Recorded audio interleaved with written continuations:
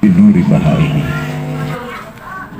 wa bi'adhamati jalalihi ahwadafu adal asyikin wa bilataifi inayatihi ammar sirul wasili akmalus sholati wa atabus sholati wa abdamu tahiyati ala sayyidina Muhammadin sayyidil mursalin wa ala alihi wa ashabihi wa man tabi'ahu bi ihsanin ila yaumiddin. Allahumma rizqna yaqinan wal khidna bis sholihin waj'alna lisana sidqin fil akhirin waj'alna min warasati jannatin amin ya rabbal alamin. Amin. Kepada semua Master Babil khusus Babil Khair Banyatun Al-Mafurah Bapak Kiai Mukti selaku musuh Naksabandi, semoga Allah tambah-tambahkan kemuliaan beliau, semoga Allah berkahkan amaliyah beliau dan terus bisa berkembang dan diri-diriahnya bisa tambah semangat istiqomah bersama-sama untuk membawa umat ini untuk senang hidup dengan bertarekat. Sampaikan kepada beliau, Assalamualaikum warahmatullahi wabarakatuh. Antum lana salafun wa inna insyaallah bikum lahiqun. Allahumma tillahu khamdu wa allahu wa jadallahu karamatahu wa syarafatahu wa jadahu bijalbi rabbillahi ta'ala. Dan kepada semuanya ribet berada di sini bersama dan keluarga. Semua hadirin, Assalamualaikum warahmatullahi wabarakatuh. Mari kita bersama-sama bersyukur kehadirat Allah Subhanahu wa taala atas nikmat-nikmat yang terlebih, nikmat yang terhingga, taufik dan hidayahnya. Allah mempertemukan kita di tempat, di forum, di majlis yang mulia ini dalam rangka Haul Al-Mafurah Panjeni Pondok Kiai Mukti Kiai Nur Hadi hafidhallahu wa rafa'ahu darajatahu. Kesempatan ini mari kita bersama-sama kita gunakan untuk saling bersama-sama menguatkan perjalanan beliau, perjalanan dalam Sadatina Ali Thariqatil Aliyah, di mana thariqat ini merupakan suatu pusaka peninggalan Nabi kita Muhammadin sallallahu alaihi wasallam. Di saat Rasulullah merasa tenang, merasa aman sebab telah meninggalkan dua mukjizat atau dua pusaka atau mukjizat kepada umatnya. Dalam bentuk horizon, satu dikatakan adalah syariatul qarar. Taraktukumul ala syariatul qarar. Aku telah tinggalkan kamu ada di jalan syariat yang tenang. Tidak ada yang diragukan. Al-halalu bayyinun wal haramu bayyin. At-tariqatul baydha'i. Dan kedua, Rasul telah meninggalkan kita berada dalam tariqatul baydha', suatu jalan kehidupan Islam yang putih bersih, bersih dari noda-noda polusi-polusi, kotoran-kotoran dari pengaruhnya hawa nafsu dan sebagainya. Dari tarekat-tarekat yang dibawa oleh para guru kita Sadatna ahli turuk ini yang mutasalim dikatakan muktabar, sebut tercatat dalam tarekat muktabar ini sampai langsung kepada beliau Rasulullah sallallahu alaihi wasallam. Inilah tarekatul qara atau mahjatul baydha. Mahjatul baydha atau tarekatul baydha, putih bersih. Putih itu tidak bisa luntur, merah bisa luntur, hijau bisa luntur, tapi bisa kelunturan. Nah ini harus hati-hati kan. Merah bisa luntur, hijau bisa luntur, putih tidak bisa luntur, tapi bisa kelunturan kan gitu aja.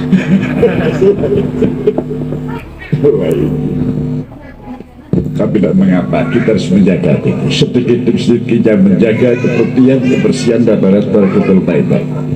Kenapa dikatakan mahjatul baydha? Sebab tarekotul kata syariatul qara, syariat yang terang benderang, yang halal telah dijelaskan oleh Allah dan Rasulnya, yang haram telah dijelaskan oleh Allah dan Rasulnya. Ma bainahuma mutasyabihat, yang selainnya belum ditentukan asli mubahah. Itu diserahkan kepada para ulamaul mukhlasin, kan itu. Para ulama inilah yang akan menetapkan hukum-hukum itu sendiri.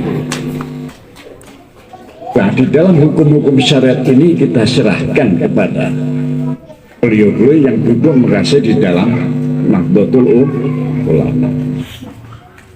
Nah, sementara kita yang ada di dalam Jatmam ini, kita ini yang mengolah, menjaga adanya mahjatul baydha, jalan tarekat yang putih bersih. Apa artinya putih dan bersih itu? Di sini tidak ada kepentingan apa-apa di dalam tarekat ini.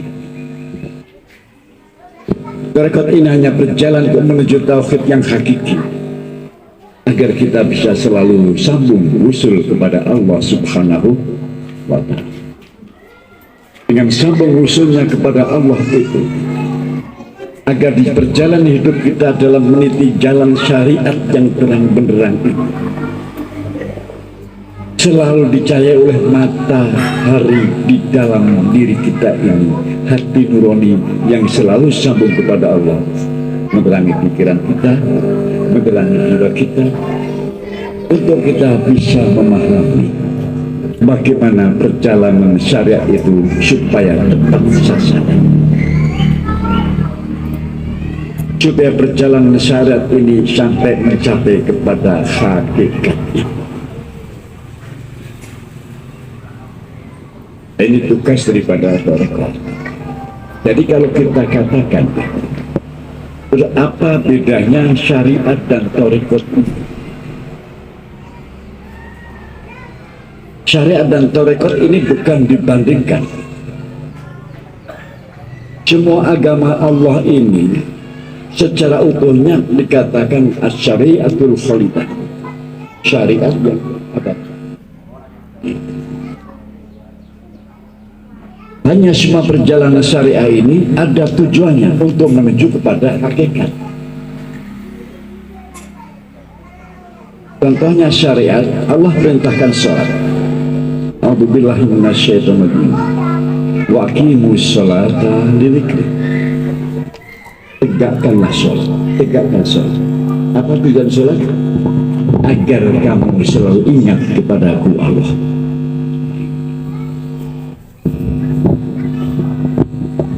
Dengan selalu ingat kepada Allah akan mencapai makrifat. Buah daripada perjalanan hakikat ini, sholat itu tanha anil fahsya wal munkar, bisa mencegah dari perbuatan-perbuatan fahsya yang keji dan munkar.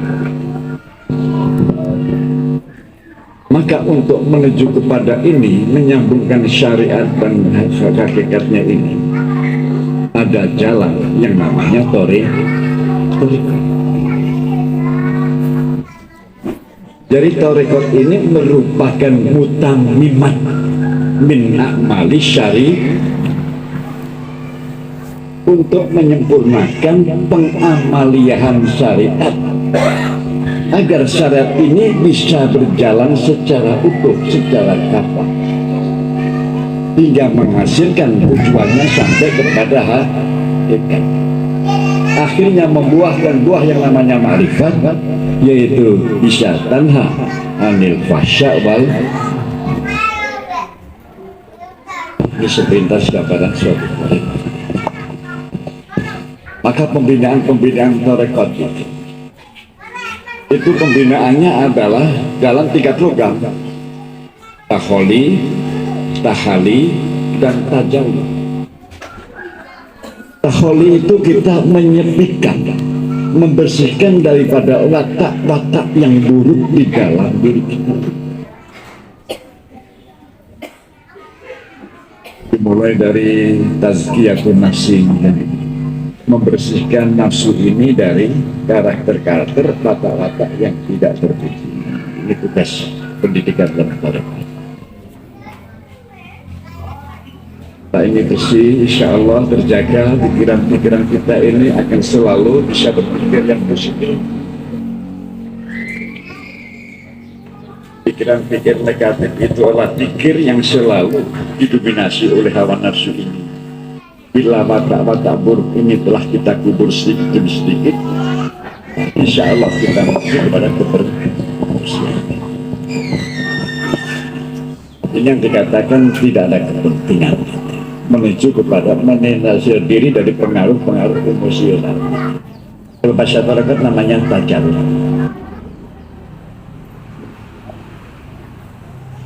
Tajarrud ini adalah membersihkan dari watak-watak yang buruk. Seperti dalam nafsu kita ini kan didominasi oleh watak-watak binatang.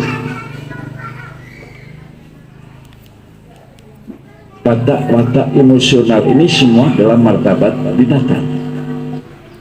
Maka Allah berfirman, al-awamu kal-an'am.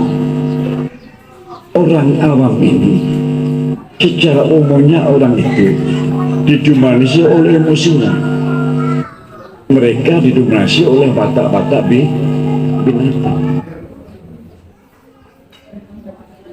Apa yang dia senangi itu yang baik, apa yang dia senangi itu adalah yang baik, yang benar.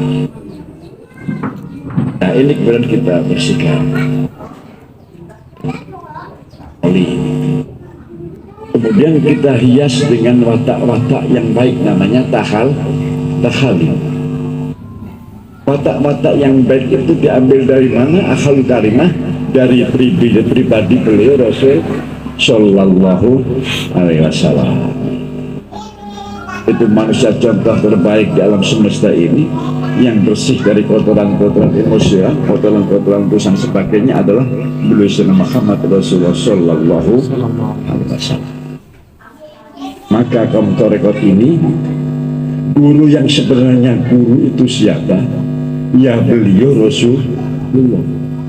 Itu guru yang harus dan mesti digugu dan ditiru. Paham? Adapun guru-guru sebutan seperti apa, seperti ini, bagian ini, mursyid-mursyid ini hanya guru dalam artian bayangan dari bayangan rohani guru-gurunya, dari beliau Rasul,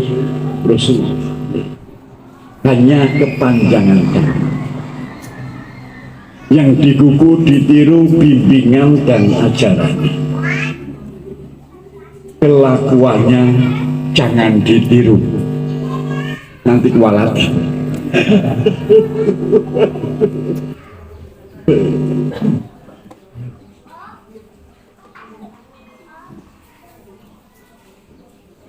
Dan tahalli itu bagaimana Rasul. Kita selalu bertanya bagaimana Rasul. Kalau bahasa syariat itu selalu berkata dengan kata apa? Ikhlas. Apa ikhlas itu? Kalau tarekat tidak, bagaimana ikhlas? Kalau syariat berkata apa zikrullah itu? Kalau tarekat berkatanya bagaimana zikrullah itu? Paham ini kan? Baik. Kira-kira kan nggak bertanya apa itu ikhlas, enggak, apa itu zikir, tidak. Bagaimana zikrullah itu, bagaimana ikhlas itu, bagaimana berbuat baik itu. Bukan bertanya apa baik itu, apa buruk itu, tidak. Apa sholat itu, tidak. Bagaimana sholat itu, lain. Jadi semuanya kaifiyah. Dan semua ajaran dalam Islam ini dalam bahasa tarekat namanya adab. Sebab walaupun itu dalam syariat, kalau orang tarekat mengatakan adab. Oke, atur jual beli itu adab jual beli, tata krama jual. Syariat dalam munakahat, Ini adab-adab tata keramanya kita membangun rumah. Jadi kan bahasa tarekat semuanya namanya adab. Jadi syariat merupakan adabullah yang diajarkan kepada beliau Sayyidina Muhammad Sallallahu Alaihi Wasallam. Kita kembali bahwa tarekat ini adalah merupakan suatu jalan atau mutamimat min a'mali syariat, bukan menyempurnakan syariat, menyempurnakan pengamalian syariat. Sebab banyak manusia ini mengamalkan syariat itu di pinggiran secara marginal. Waminan nasi mayabudullah ala kharfin. Banyak manusia ini yang mengabdi kepada Allah ala kharfin, di pinggiran, entah pinggir kanan entah pinggir kiri. Kalau pinggir kanan ya agak Yahudi gitu kan. Kalau pinggir kiri agak Nasrani gitu. Baik. Maka kemudian oleh para guru-guru itu ditengahkan. Baik. Dilewati antara pinggir ini menuju ke tengah. Udkhulu fi silmika, masuklah dalam Islam ini secara total, secara sempurna. Nah, paling tengah itu apa sambil kita gitu? Ya hatimu rohani.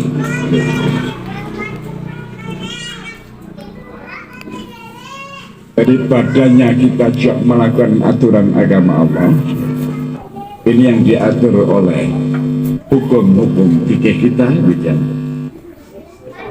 di tengahnya pikiran kita, jiwa kita dikendalikan oleh ilmu kita dengan keyakinan kita kepada Allah.